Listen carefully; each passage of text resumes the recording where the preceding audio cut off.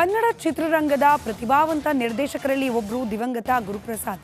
ಇವರು ಕೊನೆ ಸಿನಿಮಾ ಎದ್ದೇಳು ಮಂಜುನಾಥ 2 ಇನ್ನೇನು ರಿಲೀಸ್ ಮಾಡೋ ಮೂಲಕ ನಿರ್ದೇಶಕರಿಗೆ ಅಂತಿಮ ನಮನ ಸಲ್ಲಿಸಬೇಕು ಅಂತ ಬಯಸಿದ್ರು ನಿರ್ಮಾಪಕರು. ಆದರೆ ಇನ್ನೇನು ಚಿತ್ರ ಬಿಡುಗಡೆ ಆಗಬೇಕು ಅನ್ನೋ ಹೊತ್ತಿಗೆ ಕೊನೆ ಕ್ಷಣದಲ್ಲಿ ಬಂದಿದೆ ಎರಡನೇ ಪತ್ನಿ ಸುಮಿತ್ರಾ ಅವರಿಂದ ಕೋರ್ಟ್ ತಡೆಯಾಜ್ಞೆ. ಇನ್ನಿಲ್ಲದ ಗುರುಪ್ರಸಾದ್ಗೆ ಇದೆಂಥ ಗೌರವ. ಕೊನೆ ಸಿನಿಮಾ ರಿಲೀಸ್ಗೆ ಅಡ್ಡಿಯಾದ್ರ ಪತ್ನಿ. ಅಂದರೆ ಅವ್ರ ಗಂಡನ ಮೇಲೆ ಅವ್ರಿಗೆ ನಂಬಿಕೆ ಇಲ್ಲ ಅಂತ ಅನ್ನಂಗಾಯ್ತು. ಯಾಕೆಂದರೆ ಲಾಭ ಬರಲ್ಲ ಅಂತ ಮೊದಲೇ ಡಿಸೈಡ್ ಮಾಡ್ಕೊಂಡಿದ್ದಾರೆ ಏನೋ ಗೊತ್ತಿಲ್ಲ. ನೆನೆ ಸ್ಟೇ ಬಂದಾಗ ನನ್ನ ವೈಫ್ ಅಂದ್ಲು, ರೀ ಸಿನಿಮಾ ರಿಲೀಸೇ ಮಾಡೋದು ಬೇಡ, ಅದರಿಂದ ನೀವು ಏನು ಬಂದರೂ ಅಷ್ಟೇ ಬರದೇ ಇದ್ರು ಅಷ್ಟೇ ನೀವೇನು ಕಳ್ಕೊಳ್ಳೋದೇನಿಲ್ಲ ಅಂದರು. ನಾನು ಒಬ್ಬನೇ ಏನಾದ್ರು ದುಡ್ಡು ಹಾಕಿದರೆ ಖಂಡಿತವಾಗ್ಲೂ ಸ್ಟಾಪ್ ಮಾಡಿಬಿಡ್ತಾಯಿದ್ದೆ. ಪಾಪ ಬೇರೆಯವರು ದುಡ್ಡು ಹಾಕಿರೋದ್ರಿಂದ ಅವ್ರ ಶ್ರಮಕ್ಕೆ ಅವ್ರ ದುಡ್ಡಿಗೆ ಬೆಲೆ ಕೊಡಬೇಕು ಅಂದ್ಬಿಟ್ಟು ನಾನು ಬಂದು ಪುನಃ ಕೋರ್ಟಲ್ಲಿ ಬಂದು ನಿಂತ್ಕೊಂಡಿದ್ದೆ. ಇಲ್ಲಾಂದರೆ ಸಿನಿಮಾನೇ ರಿಲೀಸ್ ಮಾಡಲ್ಲ ಅಂದ್ಬಿಟ್ಟು ಸ್ಟಾಪೇ ಮಾಡಿಬಿಡ್ತಾ ಇದ್ದೆ.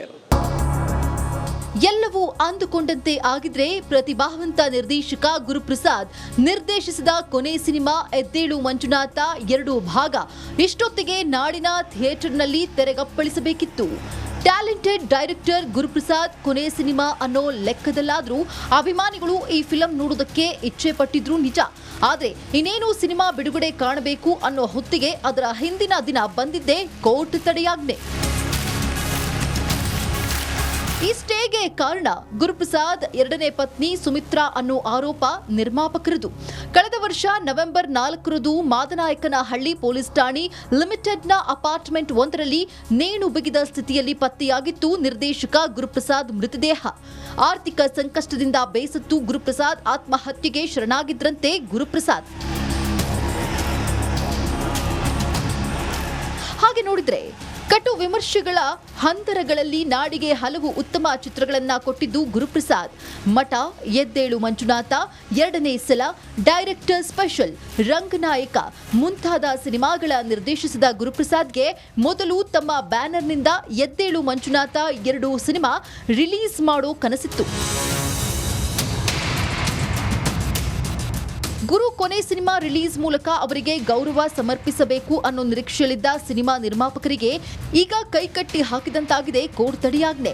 ಇದರಿಂದ ಪ್ರತಿಭಾವಂತ ಗುರುಗೆ ಸೂಕ್ತ ಗೌರವ ಸಲ್ಲಿಸಬೇಕೆಂಬ ತಮ್ಮ ಆಸೆ ಭಂಗ ಆಗಿದೆ ಅಂತ ನೋವು ತೋಡಿಕೊಂಡಿದ್ದಾರೆ ಚಿತ್ರ ನಿರ್ಮಾಪಕ ಮೈಸೂರು ರಮೇಶ್. ಕನ್ನಡ ಚಿತ್ರರಂಗದ ಪ್ರತಿಭಾವಂತ ನಿರ್ದೇಶಕರಲ್ಲಿ ಒಬ್ಬರು ದಿವಂಗತ ಗುರುಪ್ರಸಾದ್. ಇವರು ಕೊನೆ ಸಿನಿಮಾ ಎದ್ದೇಳು ಮಂಜುನಾಥ 2 ಇನ್ನೇನು ರಿಲೀಸ್ ಮಾಡೋ ಮೂಲಕ ನಿರ್ದೇಶಕರಿಗೆ ಅಂತಿಮ ನಮನ ಸಲ್ಲಿಸಬೇಕು ಅಂತ ಬಯಸಿದ್ರು ನಿರ್ಮಾಪಕರು. ಆದರೆ ಇನ್ನೇನು ಚಿತ್ರ ಬಿಡುಗಡೆ ಆಗಬೇಕು ಅನ್ನೋ ಹೊತ್ತಿಗೆ ಕೊನೆ ಕ್ಷಣದಲ್ಲಿ ಬಂದಿದೆ ಎರಡನೇ ಪತ್ನಿ ಸುಮಿತ್ರಾ ಅವರಿಂದ ಕೋರ್ಟ್ ತಡೆಯಾಜ್ಞೆ. ಇನ್ನಿಲ್ಲದ ಗುರುಪ್ರಸಾದ್ಗೆ ಇದೆಂಥ ಗೌರವ. ಕೊನೆ ಸಿನಿಮಾ ರಿಲೀಸ್ಗೆ ಅಡ್ಡಿಯಾದ್ರ ಪತ್ನಿ. ಅಂದರೆ ಅವ್ರ ಗಂಡನ ಮೇಲೆ ಅವ್ರಿಗೆ ನಂಬಿಕೆ ಇಲ್ಲ ಅಂತ ಅನ್ನಂಗಾಯ್ತು. ಯಾಕೆಂದರೆ ಲಾಭ ಬರಲ್ಲ ಅಂತ ಮೊದಲೇ ಡಿಸೈಡ್ ಮಾಡ್ಕೊಂಡಿದ್ದಾರೆ ಏನೋ ಗೊತ್ತಿಲ್ಲ. ನೆನೆ ಸ್ಟೇ ಬಂದಾಗ ನನ್ನ ವೈಫ್ ಅಂದ್ಲು, ರೀ ಸಿನಿಮಾ ರಿಲೀಸೇ ಮಾಡೋದು ಬೇಡ, ಅದರಿಂದ ನೀವು ಏನು ಬಂದರೂ ಅಷ್ಟೇ ಬರದೇ ಇದ್ರು ಅಷ್ಟೇ ನೀವೇನು ಕಳ್ಕೊಳ್ಳೋದೇನಿಲ್ಲ ಅಂದರು. ನಾನು ಒಬ್ಬನೇ ಏನಾದ್ರು ದುಡ್ಡು ಹಾಕಿದರೆ ಖಂಡಿತವಾಗ್ಲೂ ಸ್ಟಾಪ್ ಮಾಡಿಬಿಡ್ತಾಯಿದ್ದೆ. ಪಾಪ ಬೇರೆಯವರು ದುಡ್ಡು ಹಾಕಿರೋದ್ರಿಂದ ಅವ್ರ ಶ್ರಮಕ್ಕೆ ಅವ್ರ ದುಡ್ಡಿಗೆ ಬೆಲೆ ಕೊಡಬೇಕು ಅಂದ್ಬಿಟ್ಟು ನಾನು ಬಂದು ಪುನಃ ಕೋರ್ಟಲ್ಲಿ ಬಂದು ನಿಂತ್ಕೊಂಡಿದ್ದೆ. ಇಲ್ಲಾಂದರೆ ಸಿನಿಮಾನೇ ರಿಲೀಸ್ ಮಾಡಲ್ಲ ಅಂದ್ಬಿಟ್ಟು ಸ್ಟಾಪೇ ಮಾಡಿಬಿಡ್ತಾ ಇದ್ದೆ. ಎಲ್ಲವೂ ಅಂದುಕೊಂಡಂತೆ ಆಗಿದ್ರೆ ಪ್ರತಿಭಾವಂತ ನಿರ್ದೇಶಕ ಗುರುಪ್ರಸಾದ್ ನಿರ್ದೇಶಿಸಿದ ಕೊನೆ ಸಿನಿಮಾ ಎದ್ದೇಳು ಮಂಜುನಾಥ 2 ಭಾಗ ಇಷ್ಟೊತ್ತಿಗೆ ನಾಡಿನ ಥಿಯೇಟರ್ನಲ್ಲಿ ತೆರೆಗಪ್ಪಳಿಸಬೇಕಿತ್ತು. ಟ್ಯಾಲೆಂಟೆಡ್ ಡೈರೆಕ್ಟರ್ ಗುರುಪ್ರಸಾದ್ ಕೊನೆ ಸಿನಿಮಾ ಅನ್ನೋ ಲೆಕ್ಕದಲ್ಲಾದ್ರೂ ಅಭಿಮಾನಿಗಳು ಈ ಫಿಲಂ ನೋಡೋದಕ್ಕೆ ಇಚ್ಛೆ ಪಟ್ಟಿದ್ರು ನಿಜ.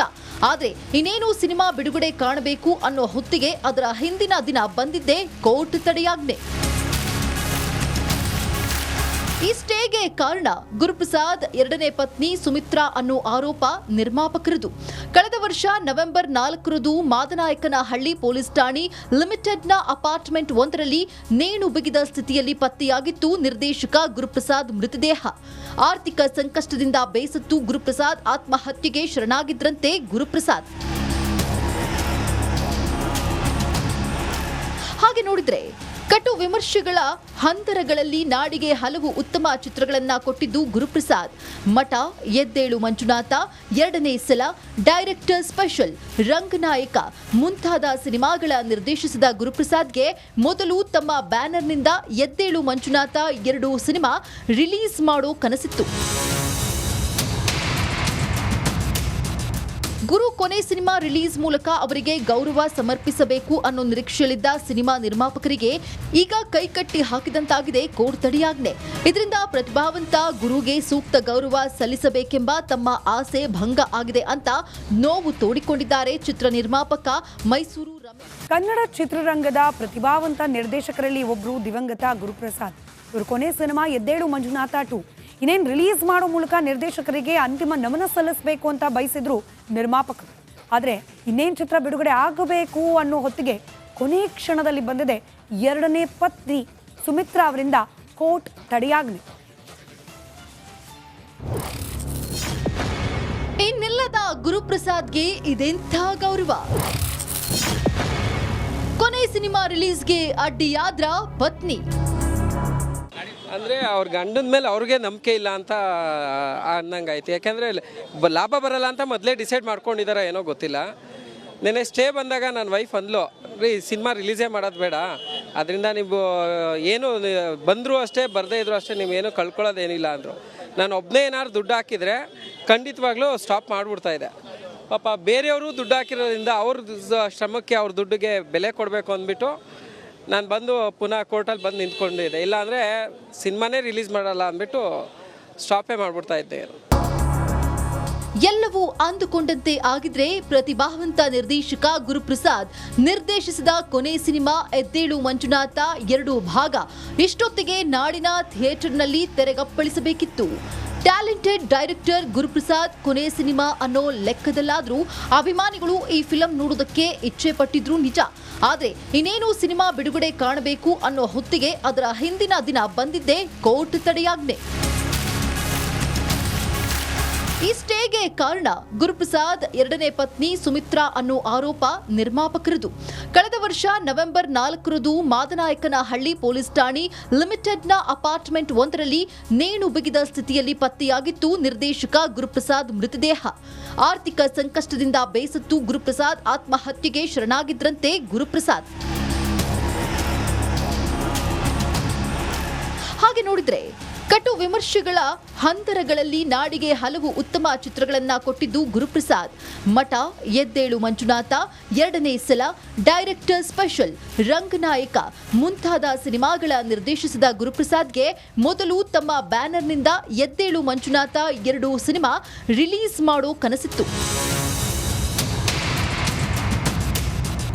ಗುರು ಕೊನೆ ಸಿನಿಮಾ ರಿಲೀಸ್ ಮೂಲಕ ಅವರಿಗೆ ಗೌರವ ಸಮರ್ಪಿಸಬೇಕು ಅನ್ನೋ ನಿರೀಕ್ಷೆಯಲ್ಲಿದ್ದ ಸಿನಿಮಾ ನಿರ್ಮಾಪಕರಿಗೆ ಈಗ ಕೈಕಟ್ಟಿ ಹಾಕಿದಂತಾಗಿದೆ ಕೋರ್ಟ್ ತಡೆಯಾಜ್ಞೆ.